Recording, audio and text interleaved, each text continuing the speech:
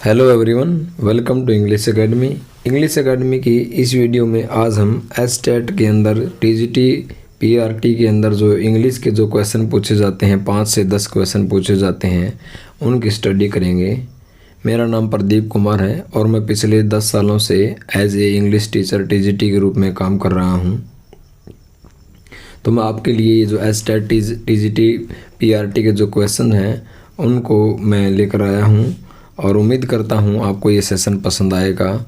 तो प्लीज़ आप मेरे चैनल को लाइक करना, शेयर करना और सब्सक्राइब ज़रूर करना। तो टीजीटी के अंदर जो इंग्लिश के क्वेश्चन पूछे गए हैं जिसके अंदर सिनोनिम्स भी पूछा जाता है, एंटोनियम्स पूछा जाता है, एरर पूछा जाता है, इडियम और फ्रेज पूछा जाता है, प्रेपोजिशन भी पूछा जाता है। ये हर एक एग्ज़ाम के हिसाब से बहुत ही ज़्यादा इम्पोर्टेंस है, इनकी बहुत ज़्यादा इनका महत्व है। तो इसलिए हम इनको बहुत अच्छे तरीके से एक्सप्लेन करने की मैं कोशिश करूँगा ताकि आपको ये अच्छी तरह समझ में आ जाए। तो आज के हमारे इस वीडियो का पहला जो वर्ड है, जो प्रीवियस ईयर क्वेश्चन है, जो बार बार रिपीट किए गए हैं, वो है सिनोनिम्स पूछा गया है पॉसिटी, PAUCITY। पॉसिटी का हमने समानार्थक बताना है, सिनोनिम्स बताना है। ऑप्शन दे रखे हैं प्रेजेंस, सरप्लस, स्कार्सिटी और रिचनेस। प्रेजेंस का मतलब आपको पता ही है, उपस्थिति। सरप्लस का मतलब ज़रूरत से जो ज़्यादा चीज़ हो, ज़रूरत से अधिक। और स्कार्सिटी का मतलब होता है कमी, स्कार्सिटी मीन कमी। और पॉसिटी का मतलब भी क्या होता है, कमी होना। और रिचनेस आपको पता ही है, प्रॉस्पेरिटी, समृद्धि। रिचनेस यानी कि समृद्धि, धनाढ्यपन होना, ठीक है। तो इसको रिचनेस को हम क्या बोल सकते हैं, प्रोप्रस बोल सकते हैं। स्कार्सिटी का मतलब होता है कमी, सरप्लस का ज़रूरत से ज़्यादा कोई चीज़ होना। और प्रेजेंस का मतलब होता है उपस्थिति। तो इसका सिनोनिम्स क्या आ जाएगा, ऑप्शन सी इसका सही आ जाएगा। तो साथ साथ मैंने इनको क्या है, इनके सिनोनिम्स और एंटोनियम्स भी समझाने की मैं कोशिश करूँगा। तो पॉसिटी यानी कि कमी यानी स्कार्सिटी, इसका सिनोनिम्स क्या क्या हो सकते हैं। डर्थ, DEARTH, डर्थ का मतलब भी होता है कमी होना। इनसफिशिएंट, सफिशिएंट का मतलब होता है पर्याप्त मात्रा में, यानी एबंडेंस, प्रचुर मात्रा में, प्लेंटी, प्रचुर मात्रा में। और इन लग गया यानी इसका उल्टा हो गया। तो सफिशिएंट पर्याप्त मात्रा में, इनसफिशिएंट होगा जो चीज़ पर्याप्त मात्रा में नहीं है यानी कि जिसकी कमी है, यानी डर्थ, इनसफिशिएंट। वांट, वांट का मतलब चाहना भी होता है और वांट का मतलब कमी भी होता है। एडिक्वेट होता है पर्याप्त मात्रा में। और इनएडिक्वेट क्या हो गया, जो चीज़ पर्याप्त मात्रा में नहीं है उसको बोलेंगे, यानी कि किसी चीज़ की कमी होना। तो इन एडिक्वेटनेस यानी कमी होना। और क्रंच, CRUNCH, क्रंच का मतलब भी हम बोल सकते हैं किसी चीज़ की स्कार्सिटी होना, पॉसिटी होना, डर्थ होना यानी कमी होना। ये तो है इसके सिनोनिम्स, पॉसिटी यानी कमी। इसके एंटोनियम्स क्या हो सकते हैं। एंटोनियम्स यानी कोई चीज़ प्रचुर मात्रा में है। एबंडेंस, ABUNDANCE, एबंडेंस का मतलब होता है पर्याप्त मात्रा में, उचित मात्रा में। एडिक्वेसी, एडिक्वेट भी कह सकते हैं और एडिक्वेसी भी कह सकते हैं। एडिक्वेसी, ADEQUACY, एडिक्वेसी का मतलब भी होता है कोई चीज़ पर्याप्त मात्रा में होना। यानी सफिशिएंसी, SUFFICIENCY, सफिशिएंसी का मतलब भी होता है पर्याप्त मात्रा में, उचित मात्रा में। और प्लेंटी, प्लेंटी का मतलब भी होता है कोई चीज़ एनफ, पर्याप्त मात्रा में होना। और ओपुलेंस तो बहुत बार पूछा जाता है। ओपुलेंस, OPULENCE, ओपुलेंस का मतलब भी होता है पर्याप्त मात्रा में, उचित मात्रा में।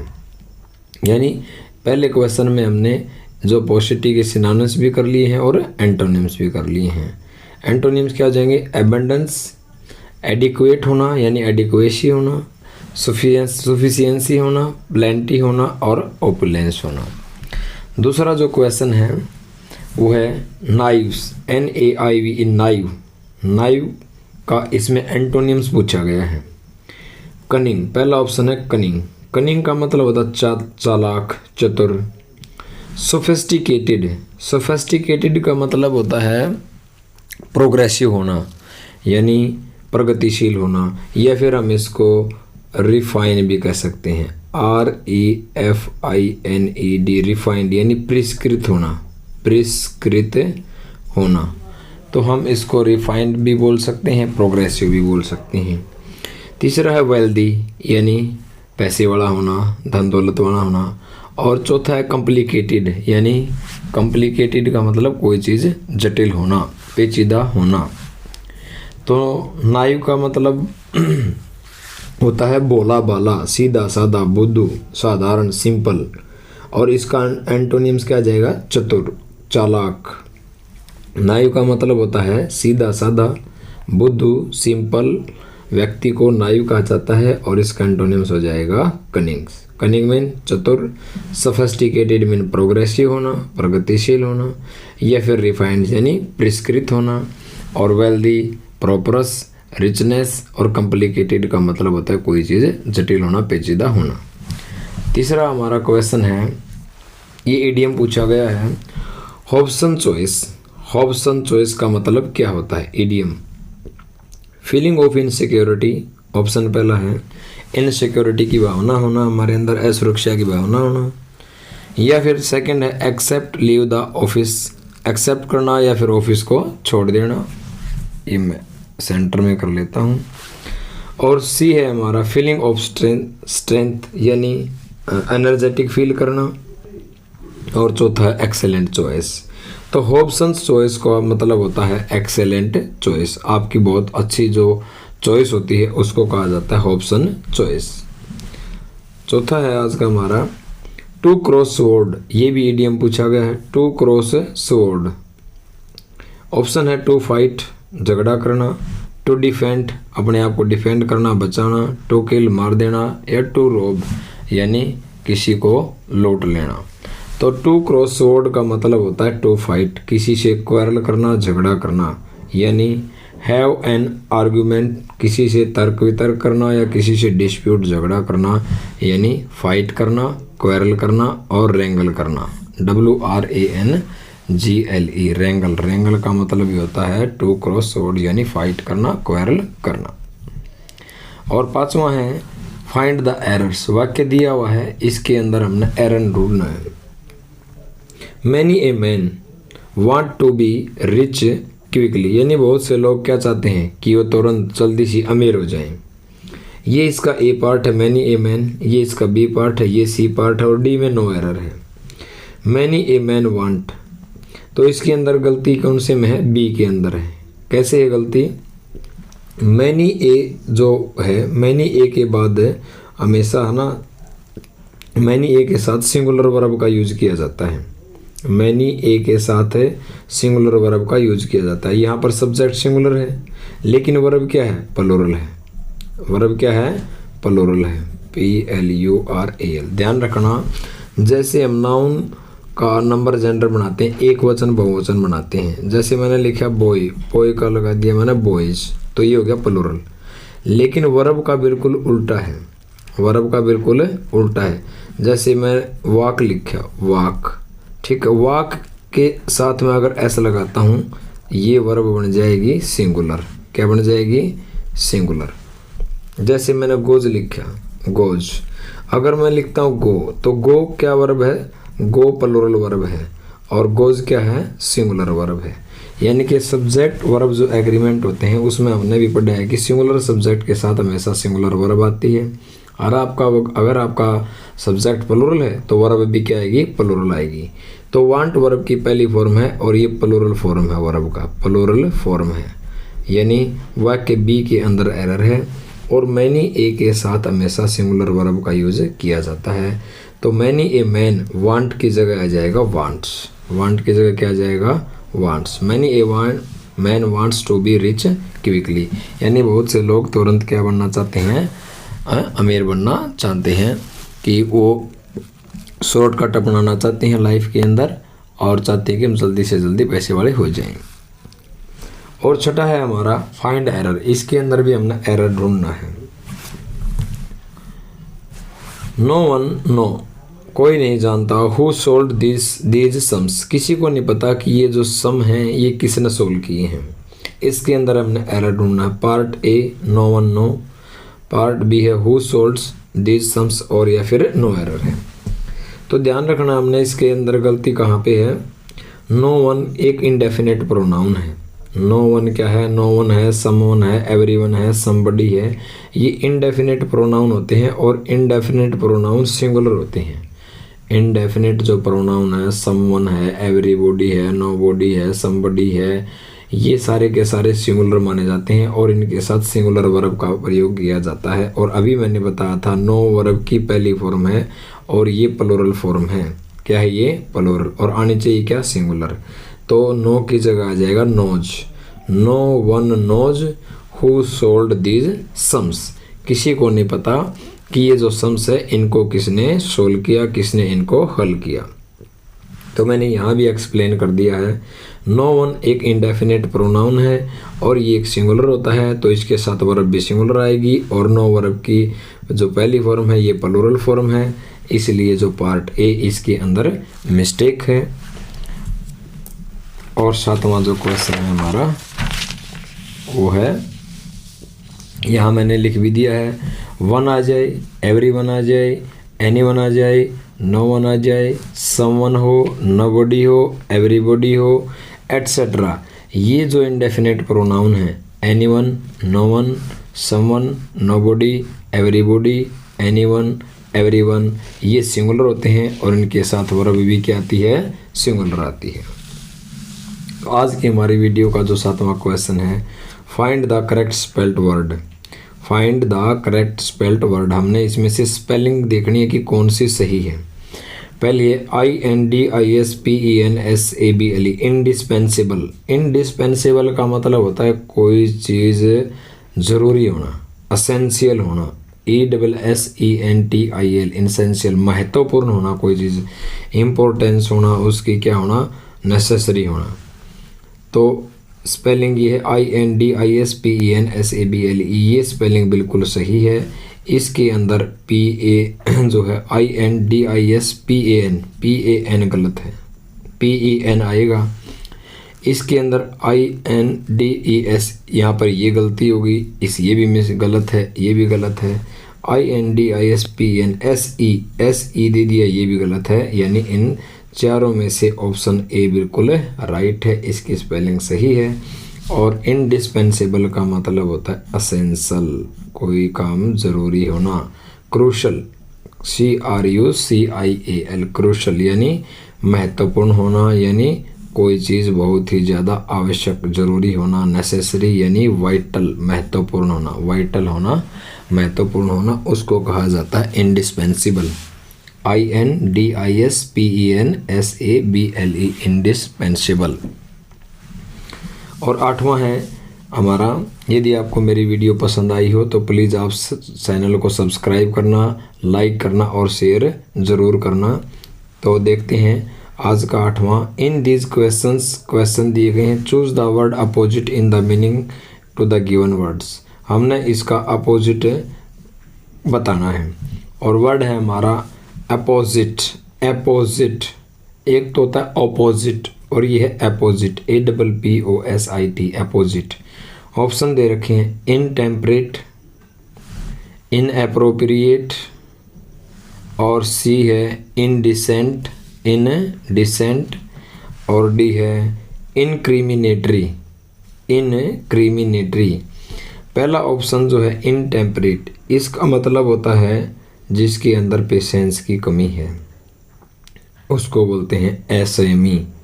जिसके अंदर धैर्य नहीं है, पेशेंस नहीं है, उसको बोलते हैं इनटेम्परेट। और अपोजिट, अपोजिट का मतलब होता है कोई चीज़ प्रॉपर होना, कोई चीज़ उपयुक्त होना, ठीक है। और इसका बिल्कुल उल्टा आ जाएगा इनएप्रोप्रिएट। क्या आ जाएगा, इनएप्रोप्रिएट, यानी कोई चीज़ उचित न होना, प्रॉपर न होना, उसको कहते हैं इनएप्रोप्रिएट। डिसेंट, डिसेंट का मतलब होता है कोई नेक, सभ्य है ना, उचित, जो सही बिहेव करता है, उसको कहते हैं डिसेंट। और इनडिसेंट बिल्कुल उल्टा हो गया, तो इनडिसेंट को क्या बोल सकते हैं हम, रूड बोल सकते हैं। क्या बोल सकते हैं, रूड। और ये जो इनक्रिमिनेटरी है, इनक्रिमिनेटरी इसका मुझे ध्यान नहीं है, इनक्रिमिनेटरी, ठीक है। क्रिमिनेटरी यानी कि कोई चीज़ क्रिमिनेटरी, ये भी यानी कि एक नेगेटिव सेंस में है। किस में है? इन लग गया तो ये क्या है? एक अपराध के भाव से इनक्रिमिनेटरी। तो इनके देख लेते हैं एक बार। अपोजिट यानी कि प्रॉपर होना कोई चीज़, और एक होता है ऑपोजिट। ऑपोजिट इसका मतलब होता है बिल्कुल उल्टा, विपरीत, यानी सामने, in front of the contrary, किसी चीज़ के सामने। इनटेम्परेट होता है जिसके अंदर पेशेंस की कमी है। एसेमी और इंडिसेंट होता है यानी अनुचित होना, अशोभनीय होना, अभद्र होना, यानी कोई रूड होना, रूड बिहेव कहते हैं ना, अभद्र। वल्गर यानी उचित शब्दों का प्रयोग न करना, वल्गर लैंग्वेज यूज करना, यानी ओबसीन बोल सकते हैं हम इसको। ओबसीन का मतलब भी होता है इंडिसेंट, OBCENE, ओबसीन, इंडिसेंट यानी फिल्थी होना, उसको कहते हैं इंडिसेंट। और 9वां है हमारा fear of height. One word substitution है। फियर ऑफ हाइट का मतलब क्या होता है, इसका हमने वन वर्ड सब्सटीट्यूशन बताना है।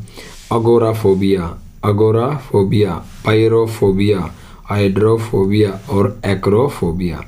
जिसको ऊंचाई से डर लगता है उसको एक्रोफोबिया कहा जाता है। क्या कहा जाता है उसको? एक्रोफोबिया।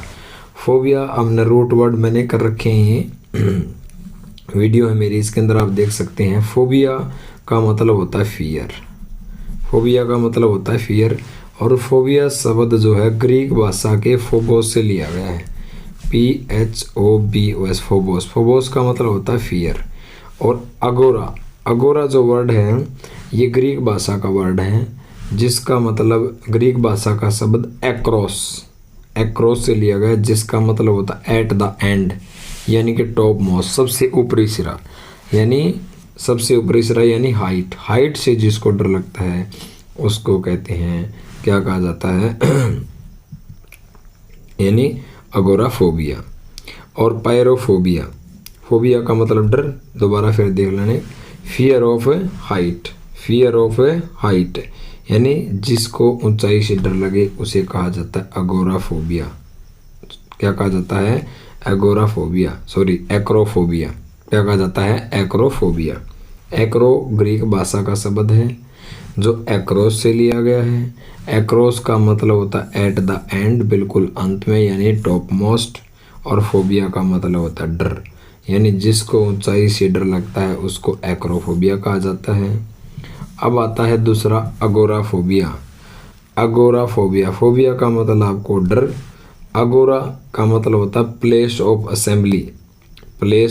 असेंबली, यानी एक ऐसी जगह जहाँ पर भीड़ हो या फिर कोई चीज़ ओपन हो, खुले से जिस व्यक्ति को या भीड़ से जिस व्यक्ति को डर लगता है उसको कहते हैं agoraphobia. Hydro mean water, phobia mean जल, पानी से जिसको जल लगे उसको कहते हैं हाइड्रोफोबिया।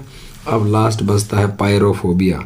पायरो भी ग्रीक भाषा का वर्ड है, ग्रीक से लिया गया है। आपको पता है कि जो इंग्लिश जो लैंग्वेज है वो 70% जो है लैंग्वेज लैटिन और ग्रीक भाषा से मिलकर बनी है। तो इसके बहुत से वर्ड जो हैं ग्रीक और लैटिन भाषा से लिए गए हैं। पायरो भी ग्रीक भाषा का वर्ड है जिसका मतलब होता है फायर। क्या होता है? फायर। और फोबिया आपको पता ही है, फोबिया फोबोस से लिया गया है, ग्रीक भाषा का फोबोस, जिसका मतलब होता है फियर, यानी ऐसा व्यक्ति जिसको आग से डर लगे उसको बोलेंगे पायरोफोबिया। क्या बोलेंगे उसको? पायरोफोबिया। और आज की वीडियो का हमारा आखिरी जो है 10वां जो क्वेश्चन है वो है to talk through one's head. एक इडियम है to talk through one's head, इसका मतलब होता है टू टॉक नॉनसेंस, यानी बकवास भरी बातें करना। To talk through one's head एक इडियम है जिसका मतलब होता है टू टॉक नॉनसेंस वाली बातें करना, उसको कहा जाता है to talk through one's head. या फिर ऐसे ही बोल सकते हैं to talk out one's head, to talk out one's head या to talk through one's head, यानी to talk nonsense.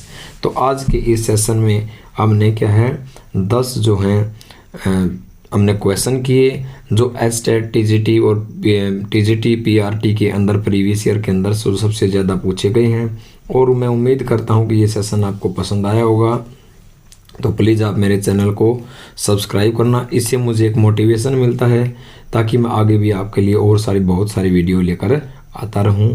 Thank you, have a nice day. मिलते हैं अगली फिर वीडियो में।